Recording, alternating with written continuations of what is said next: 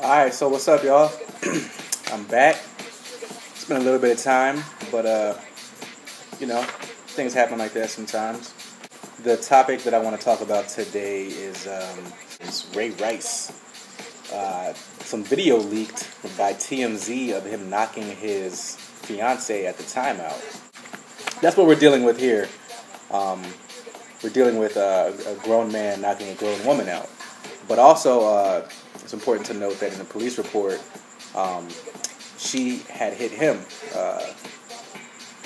Both of them were assaulted earlier this year on simple assault charges. The NFL handed down its sentence of 2-game suspension. Now, the reason why this is drawing a lot of controversy from a lot of people is because you have in the NFL players like Josh Gordon and Justin Blackman, that's his name, a former OSU player, star, really good player, But they get caught with marijuana and they're out of the league for a full year suspension. But when it comes to Ray Rice knocking out his wife, he's only out for 2 games. So you can see how that is kind of frustrating to people, especially to women, when it makes women look as though you're not that important, right? So people are upset about that. And the one thing I have to say a little bit on that is that why are we advocating for Ray Rice to have his punishment on par with marijuana?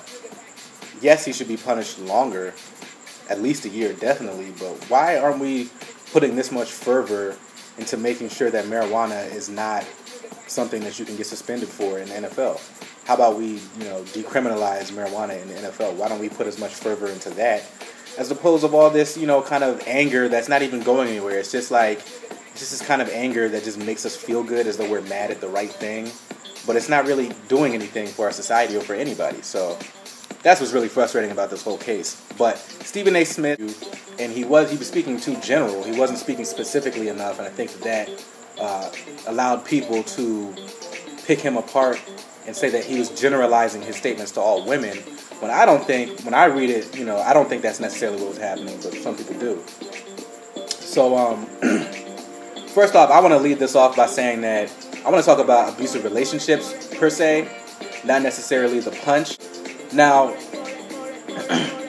we do have a real issue in this problem with women getting, beat, stabbed, killed, when it comes to men turning them down for anything. Man goes, hey, you want to go out on a date? She's like, no, I'm not really into it. He gets his feelings hurt. He gets butt hurt, and he does something like kills her. Or even if it's a marriage and a divorce goes through, he wants to kill her.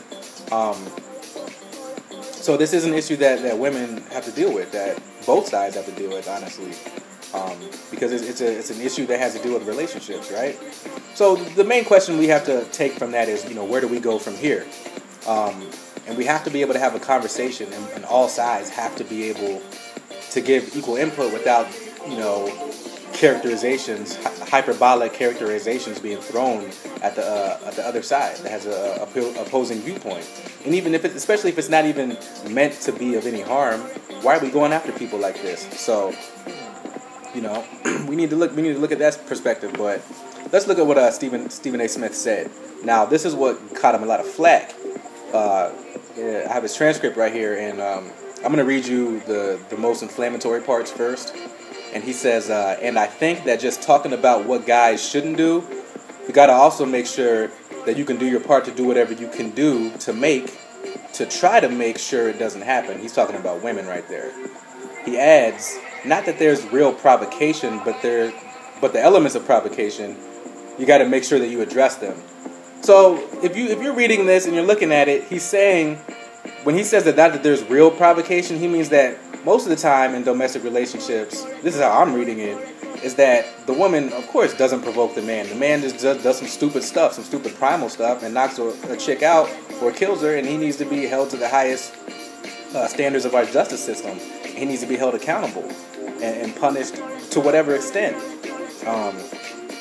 So he's saying that not in cases like this, there's not always real provocation, but he's talking about when he says the elements of provocation, he could have been more specific, but I think that he's talking about when it comes to this case, he should have just said this case, because this case did have elements of provocation.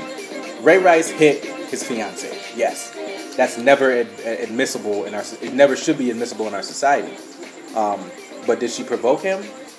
Yeah, she did, because we have evidence and police evidence that says that she hit him. We know that she hit him before he hit her. Now, he just is stronger than her. He knocked her ass out, but she still hit him. So, if we're going to talk about Ray Rice and what he shouldn't do, why can't we also talk about what the other side and what these women should also not do, right? And we need to be able to point that out. And, oh, my bad. Make sure it doesn't sleep on me. So the other quote that he has is, he says, but domestic violence, or whatever the case may be, with men putting their hands on women is obviously a very real issue in our society. So he points that out, right? And he also adds, we know they're wrong, talking about the players and the people who are abusive to women. We know they're criminals. We know they probably deserve to be in jail. In Ray Rice's case, he probably deserves more than a 2-game suspension, which we both acknowledge. He's talking to his co-anchor, Skip Bayless. So he points all that out. But we seem to just really focus on something that is basically general. But, okay, so if he had intended to talk about women generally, that's a legitimate beef that women can have with him, is that he's generalizing this to all women in all domestic abuse cases, which is wrong. But if we're talking about the Ray Rice case, which is me going into it because I was paying attention to it and I was following it, if we're looking at the Ray Rice case, there's provocation. And we should talk about not provoking people to hit you. Because, see, here's the thing, man. With men and women, and I'll get into it, actually, I'm gonna get into that later. First, I want to read, Michelle Beetles. She's an anchor for Sports Nation. She was formerly on, actually, First Take with Skip Bayless and Stephen A. Smith, which is interesting. She was a former, like that was kind of like her stepping stone. That was kind of like her claim to fame. That that really put her over the top. So here's what her tweet said. She said, so I was just forced to watch this morning's First Take. A, I'll never feel clean again, and B, I'm now aware that I can provoke my own beating. She adds, I'm thinking about wearing a miniskirt this weekend. I'd hate to think what I'd be asking for by doing so. And then she tweets at Stephen A. Smith and says, hashtag don't provoke. She also says, I was in an abusive relationship once. I'm aware that men and women can both be the abuser. To spread a message that we not provoke is wrong. I'm looking at that like, so should we be spreading messages to provoke? Or should we just not talk about it at all? She has her opinion. She has her right to say it's wrong, and I have my right to say that no, it's not. And she finishes by saying, violence isn't the victim's issue, it's the abuser's. To insinuate otherwise is irresponsible and disgusting. Walk away. She just goes in. Now, I think one thing that women do not have to deal with because they're women is that women don't always have to deal with the consequences. Not saying that, bad things don't happen to women and women don't understand consequences, but in certain situations, women don't have to deal with consequences. Like, me and my dudes will be out sometimes and we'll be hanging out, and, a woman will do something and she'll kind of, step up to a man and get in his face or just start disrespecting him. But because society says a man isn't supposed to hit a woman, she uses that leverage to take advantage of a man sometimes. Guys know that if we do certain things, we've gotten bullied, we've gotten our asses kicked, we've gotten into fights and we've tussled. We understand that. Women don't understand that. When I heard that, I was thinking of the whole Jay-Z situation, like how Solange was whooping up on Jay-Z with a weapon. She took off her heel and was beating Jay-Z with her heel. He didn't fight back. He just blocked himself. But he got hit. He definitely got hit. You got women making fun of it, joking. I saw some women that actually stepped up to the plate and said, like, hey, why are we celebrating this when we know that if it was the other way around, or if he hit her, we would not be joking around?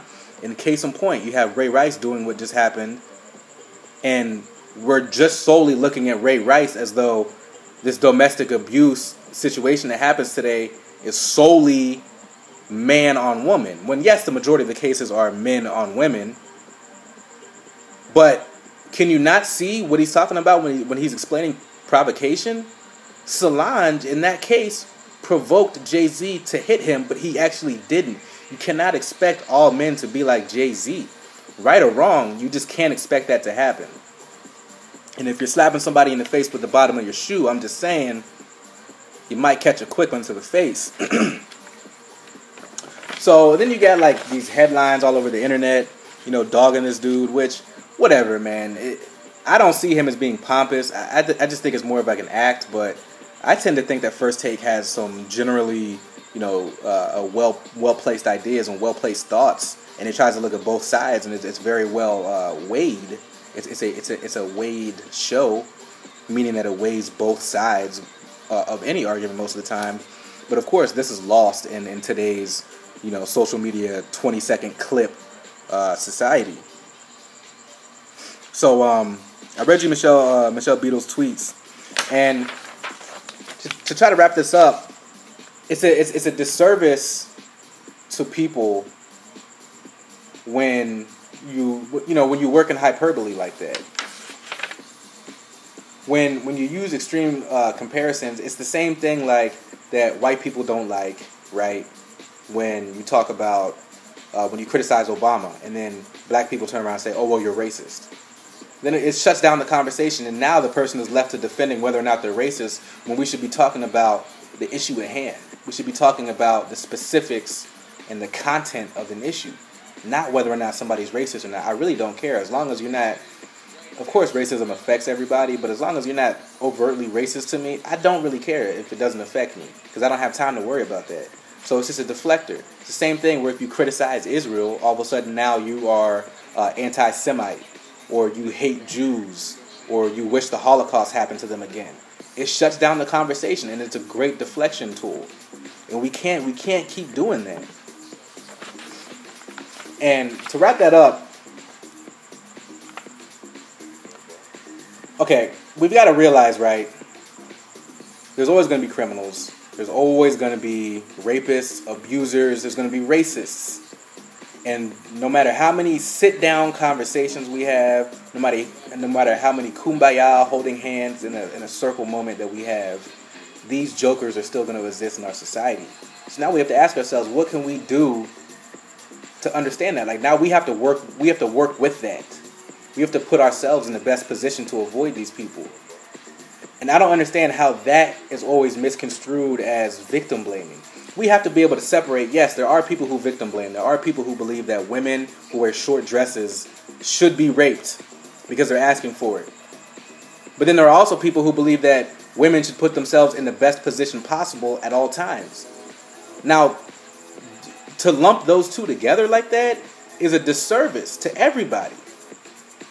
It's like when the government looks at a social movement like Occupy Wall Street, and it's predominantly peaceful, and then you got the black something who go in and they start destroying things, and then the government lumps those two groups together. But it's the government specifically does that in order to shut out people who are critically thinking about the way the world works. I would hate to think that people are doing this in this situation to shut down any conversation that needs to be had about our role of sex, relationships, and heterosexual relationships, lesbian relationships, gay relationships, whatever. I would hope that people aren't, behind the scenes trying to shut that conversation down by labeling everybody who thinks critically about this situation as being somebody who hopes that women get raped. I hope that we're not there right now. And do we really want to teach women that they need to be fighting men for self-defense? Yes. I think that women should carry gats. They should learn how to use them, but they should carry gats.